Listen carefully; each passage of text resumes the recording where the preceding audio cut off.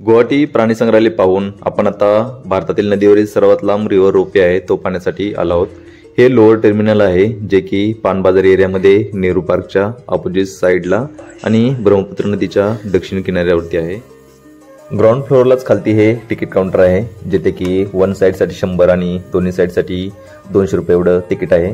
महिन्याच्या दुसऱ्या आणि चौथ्या गुरुवारी ही राईड बंद असते आणि सकाळी 8:30 वाजल्यापासून सायंकाळी 4:30 वाजेपर्यंत हे चालू असते। दुपारी 1 ते 1:30 मध्ये हे बंद असते। तिकीट काढून चेक इन केल्यानंतर आपण या वेटिंग एरियामध्ये येतो। इथून आपल्याला वरती लिफ्टने सोडले जाते। ह्या रिव्हर रोपवेची टोटल लाईन ही 1820 मीटर म्हणजे जवळजवळ 2 किलोमीटर आहे। त्यामुळे दुसऱ्या किनाऱ्यावर पोहोचण्यासाठी आपल्याला जवळजवळ 7 मिनिट लागतील। लिफ्टमधून वरती आल्यानंतर येथे आपले तिकीट पाहून पंचिंग करून जे रोपवे कॅबिन आहे तिकडे आपल्याला सोडले जाते। हे जे रोपवे कॅबिन आहे ते स्वित्झर्लंडहून इम्पोर्ट केलेले आहे ज्याची कॅपॅसिटी 30+1 म्हणजे 30 लोक आणि 1 ऑपरेटर एवढी आहे। म्हणजे 250 लोके प्रत्येक तासाला येऊ आणि जाऊ शकतात। हे रिव्हर रोपवे 2020 मध्ये ओपन झाले आहे। या रोपवेची फेरी प्रत्येक 15 ते 20 मिनिटाला असते।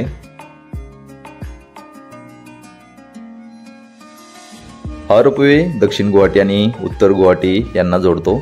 दक्षिण गुवाहाटीमध्ये लोअर टर्मिनल आहे तर उत्तर गुवाहाटीमध्ये अप्पर टर्मिनल आहे।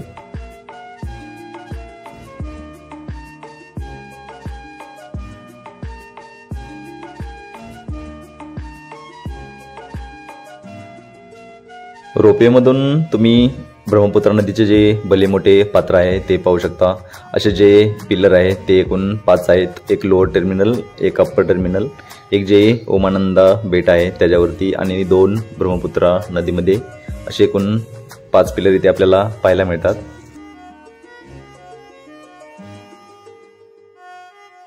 जर तुम्ही दोन्ही साइडसाठी तिकीट घेतले असेल तर ते तिकीट 4:30 वाजेपर्यंत व्हॅलिड असते।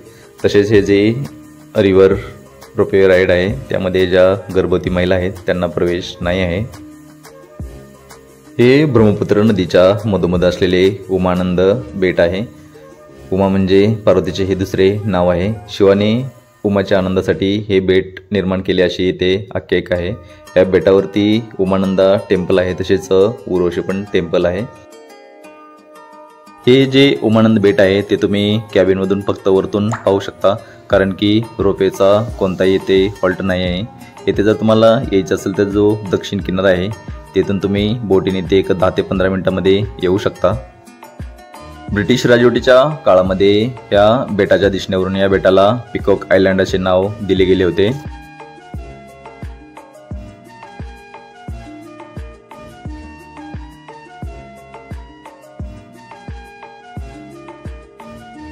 एक 7 मिनिटाच्या राईड नंतर आपण जो ब्रह्मपुत्र नदीचा दक्षिण किनारा आहे त्याच्यावरून जो उत्तर किनारा आहे तिकडे येतो। येथे डोल गोविंदा मंदिर आहे जिथे तुम्ही जाऊन दर्शन वगैरे घेऊ शकता। तसेच इथे छोटे छोटे दुकाने पण आहेत ज्यामध्ये तुम्ही खाऊ शकता। तसेच सोवेनियर शॉप वगैरे आहेत, येथे तुम्ही शॉपिंग वगैरे पण करू शकता।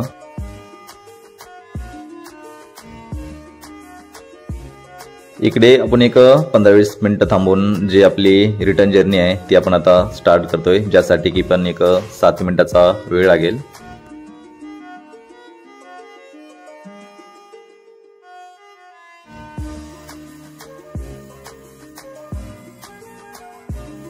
डेली तुम्हाला इथे जास्त गर्दी पाहायला नाही मिळणार पण जे वीकेंड असतात शनिवार रविवार त्यावेळेस तुम्हाला इथे गर्दी पाहायला मिळेल।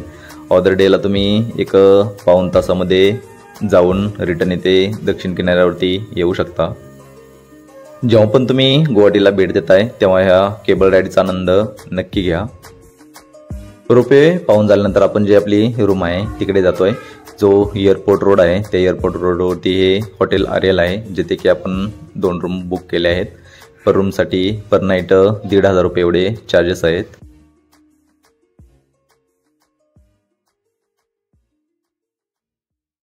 आपण सकाळी 9:30 वाजता जे डेकेथलॉन शॉप आहे तेथे जाऊन थोडीशी शॉपिंग करून जे मेघालयची आपली पुढची जर्नी आहे ती स्टार्ट करणार आहोत। तर मित्रांनो या भागामध्ये आपण इथेच थांबतोय। लवकरच भेटूया नवीन भागामध्ये। धन्यवाद।